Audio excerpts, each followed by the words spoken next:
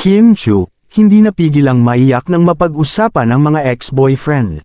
Hindi ka dapat tumatalikod sa mga bagay na magpapalakas sa'yo. Hindi nga talaga biro ang sakit na naidulot ni Sian Lim sa kanyang ex-girlfriend na si Kim Chu.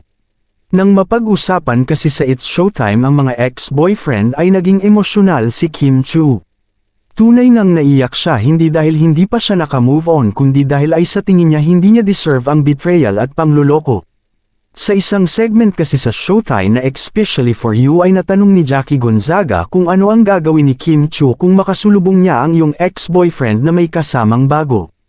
Tila nabigla naman si Kim Chu sa tanong at agad na tumawa.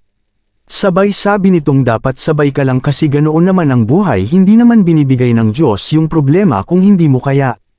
Sabay sabi ni Vice ganda na ang tanong Kim ay kung ano ang gagawin mo. Bigla naman napatawa si Kim Chu ngunit naging emosyonal na ito na sinabing haharap syempre.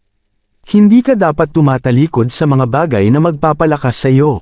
Dito na naiyak si Kim Chu sabay sabing payak na Jackie. Hindi naman siya pinabayaan ng kanyang mga co-hosts na sinabing we love you Kim.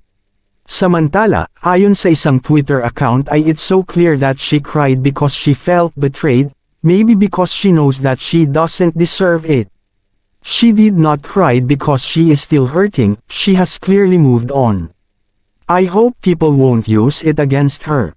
Pagsasaad din ng isa ay tsaka normal lang sa babae na umiyak if nakikita mo ang kaibigan mong umiyak dahil nasasaktan at plus na lang na alam niya ang pinagdaanan ni Jackie.